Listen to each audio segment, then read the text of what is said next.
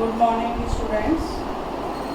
आज का हमारा टॉपिक है 12th पॉलिटिकल साइंस में समकालीन विश्व में अमेरिकी वर्चस्व। अमेरिकी वर्चस्व को पढ़ाने से पहले हम थोड़ी सी इसकी भूमिका बना लेते हैं कि अमेरिका की राजनीति द्वितीय विश्व युद्ध में एक वर्चस्व के रूप में चमकी थी। 1945 में द्वितीय विश्व युद्ध परमाणु बमों का हथियार जापान के विरुद्ध किया गया था। उसके बाद शीत युद्ध की स्थिति चली। शीत युद्ध में दो देश सोवियत संघ साम्यवादी गुट, अमेरिका पूंजीवादी गुट के रूप में उभरा। आपने कुछ दूसरे चैप्टर में इन दो ध्रुवीयता का अंत हुआ, जिसमें 1991 में सोवियत संघ का विघटन हुआ और अब रह गया था केवल एक देश अमेरिकी स्थिति। तो अमेरिकी वर्चस्व एक ध्रुवीय राजनीति, जिस लेसन का आज हम अध्ययन करेंगे इस वीडियो में, समकालीन विश्व में अमेरिकी वर्चस्व कैसे पनपने लगा, लोगों ने कैसे स्वीकार किया अमेरिका की राजनीति, दूसरे देशों पर इसका क्या प्रभाव हुआ, वर्चस्व किसे कहते हैं। वर्चस्व का सीधा सा अर्थ है दूसरे के व्यवहार को प्रभावित करने की कला या नियंत्रित करने की कला, जिसे इंग्लिश में हेजेमोनी भी कहते हैं। तो अमेरिका ने वर्चस्व शब्द को प्रयोग किया, प्रभाव में लेकर आया। अमेरिकी वर्चस्व के 3 रूप हैं। नंबर 1 सांस्कृतिक वर्चस्व, नंबर 2 सैनिक वर्चस्व, नंबर 3 आर्थिक वर्चस्व।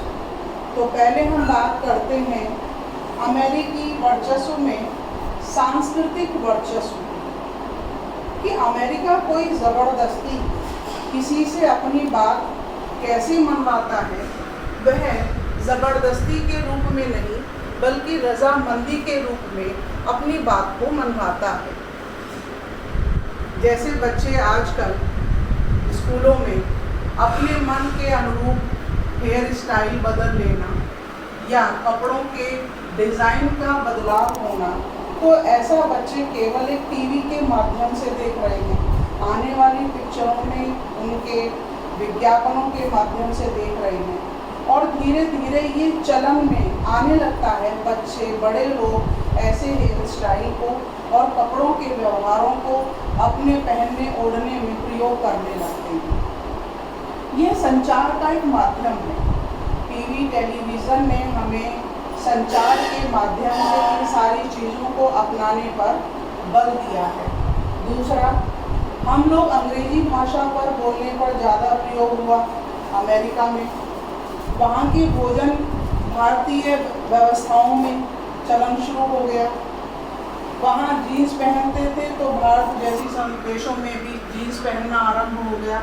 तो हम इसको कहते हैं कि सांस्कृतिक वर्चस्व के अंतर्गत संचार, भाषा, भोजन या जीन्स पहनना, यहाँ तक कि बच्चे अब यहाँ से प्रतिभाओं का पलायन हो रहा है अमेरिका के देशों में, जिसमें बताया गया है कि MBA जो करने जाते हैं बच्चे बाहर अमेरिका के देश में जा रहे हैं। और यहाँ पर जो पहला बिजनेस स्कूल खोला गया सन 1881 में खोला गया। और सांस्कृतिक वर्चस्व को मनवाने का उद्देश्य एक रजामंदी है, कोई ज़बरदस्ती नहीं है। और ये सबसे खतरनाक वर्चस्व है जो हमारे सांस्कृतिक, हमारे कल्चर और हमारी सभ्यताओं में शामिल हो रहा है। अब बात करते हैं दूसरे सैनिक वर्चस्व। सैनिक वर्चस्व सन 1945 में द्वितीय विश्व युद्ध हुआ, जब से अमेरिका की राजनीति में और ज़्यादा प्रभावशाली और वर्चस्व की स्थिति बन रही थी। सन 1991 में सोवियत संघ का विघटन हुआ। अब यदि हम ये कहें कि सैनिक वर्चस्व सोवियत संघ के विघटन के बाद भी शुरू हुआ, तो ऐसा नहीं है। यह सेकेंड वर्ल्ड वॉर से भी प्रभावित है और पहले से ये स्थिति और प्रभावशाली बनी क्योंकि 1945 में ही यूएनओ का गठन हुआ था। जितना भी हम सैनिक वर्चस्व के अंतर्गत देखते हैं कि इनका रक्षा बजट यूरोपीय देशों के अपेक्षा ज़्यादा है। यूरोपीय संघ में 12 देशों का संगठन है। उन 12 संगठन के देशों का रक्षा बजट एक तरफ और अमेरिका का रक्षा बजट एक तरफ है। अमेरिका का जो रक्षा अनुसंधान है वो पेंटागन में है। पेंटागन में शोध किए जाते हैं रक्षा विभाग के लिए। परमाणु हथियारों से संपन्न यह देश है। समुद्री नौसेनाओं के लिए नियम कानून बनाता है। बहुत सारे समुद्री क्षेत्रों पर इसका अपना अधिकार है। पेंटागन रक्षा अनुसंधान क्षेत्र जो बनाया गया वहाँ पर ध्यान रखा गया बजट के लिए। 2003 में इराक पर आक्रमण किया गया। 2003 में इराक पर आक्रमण किया गया था, लेकिन उसमें संयुक्त राष्ट्र संघ की स्वीकृति नहीं ली गई। संयुक्त राष्ट्र संघ की स्वीकृति न लेना, इराक पर आक्रमण कर देना, कहीं न कहीं ये सैनिक वर्चस्व को प्रभावित कर रहा है। फॉर एग्जाम्पल आपको अभी मैं बता दूं, कुछ समय पहले सुलेमान बगदादी को क्रूज मिसाइलों के द्वारा टेक्नोलॉजी के माध्यम से खत्म कर दिया गया। आतंकवाद की स्थिति है, लेकिन ये कहीं न कहीं एक टेक्नोलॉजी का प्रयोग और सैनिक वर्चस्व को दिखाने का एक तरीका है। तीसरा बात है आर्थिक वर्चस्व। आर्थिक वर्चस्व का उद्देश्य इसलिए है क्योंकि अमेरिका में बड़ी कंपनियों के मुख्यालय हैं। व्यापार का सबसे बड़ा केंद्र बिंदु है। जीडीपी सबसे ज़्यादा है। दुनिया की सबसे बड़ी अर्थव्यवस्था है। समुद्री यातायात नियमों का निर्माता है। इंटरनेट बनाने वाला।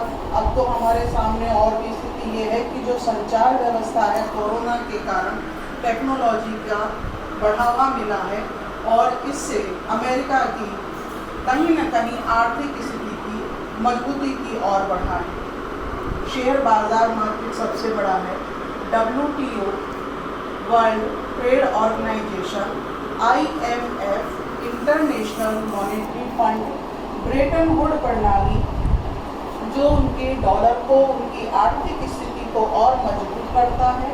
और वीटो पावर, संयुक्त राष्ट्र संघ में 5 स्थायी देश हैं, जिसमें एक अमेरिका, ब्रिटेन, फ्रांस, चीन और रूस है।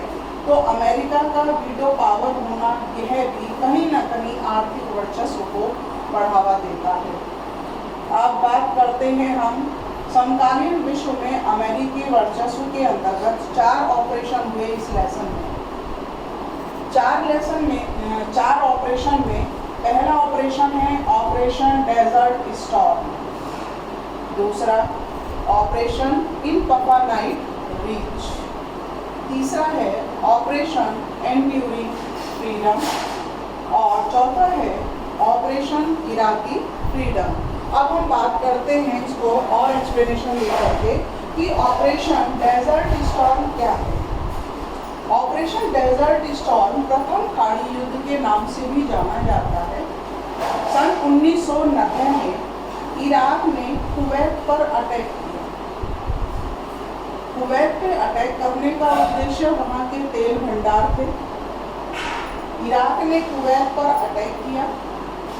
उधर यूएनओ ने मना किया कि आप ऐसा ना करें, बल्कि कुवैत से अपने कब्जे को हटा लें, लेकिन इराक नहीं माना। अमेरिका ने यूएनओ की आड़ लेकर कुवैत से इराक को हटाना चाहा।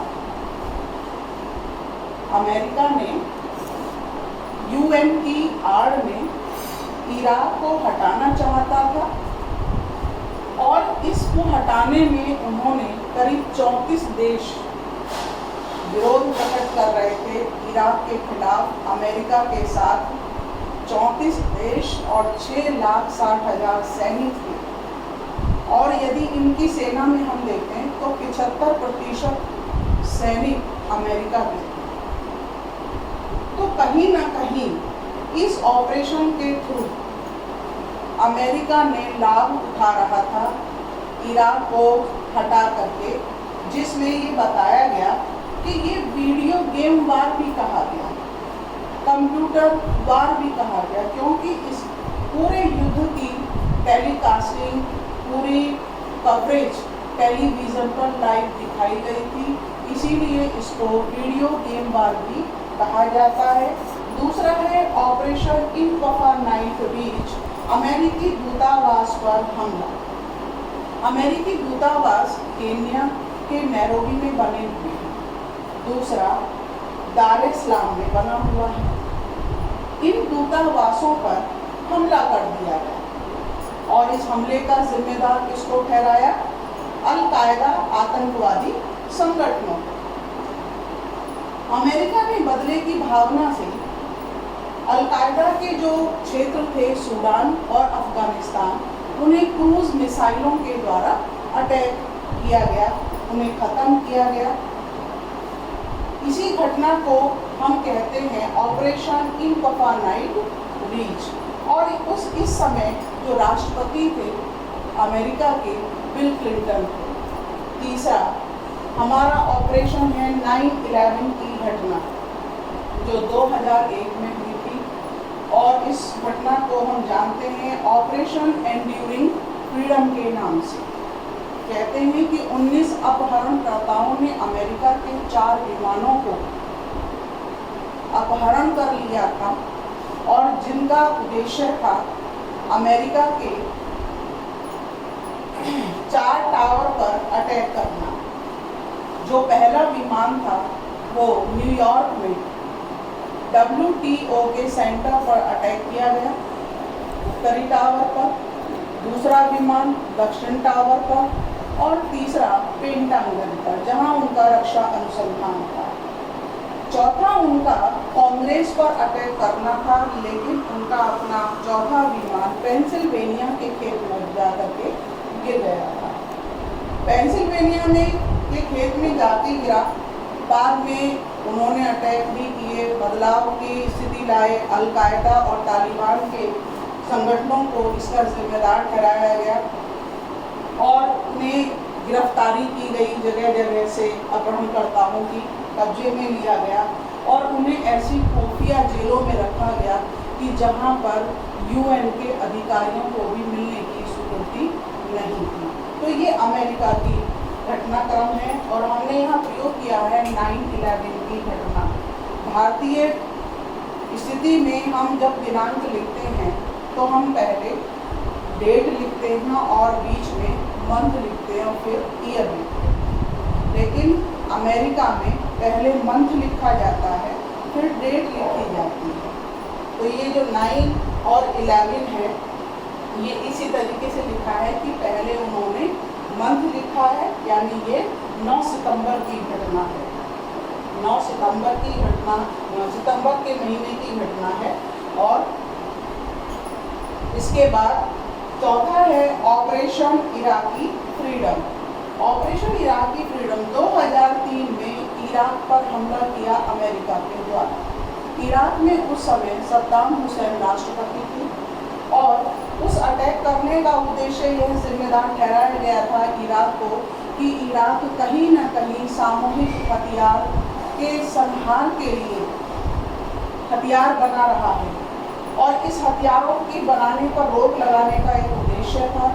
लेकिन कहीं न कहीं वो इस उद्देश्य को भी समझ रहा था कि इराक के तेल भंडार पर कैसे कब्जा किया जाए या वहाँ पर कैसे अमेरिका अपनी मनपसंद की सरकार बनाए।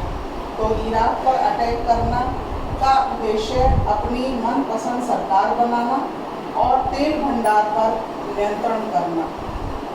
नेस्तनाबूद हो गया सद्दाम हुसैन इराक का राष्ट्रपति, लेकिन शासन व्यवस्था अमेरिका के कब्जे में आई, लेकिन जनता ने अंतिम समय तक भी अमेरिकी राजनीति को, अमेरिकी शासन को स्वीकार नहीं किया। और ऐसा नहीं है कि ये अमेरिकी जितना भी वर्चस्व हम बात कर रहे हैं इस लेसन में कि अमेरिका के लिए कोई चुनौतियां नहीं हैं। अमेरिका के लिए भी चुनौतियां हैं, जैसे नाटो जैसी संस्था है, दूसरा यूरोपीय संघ की संस्था है, आसियान के संगठन है, अमेरिका की जनता है, अमेरिका के लिए एक आतंकवाद है। ये सारे अमेरिका के वर्चस्व के लिए भी चुनौतियां हैं। Thank you.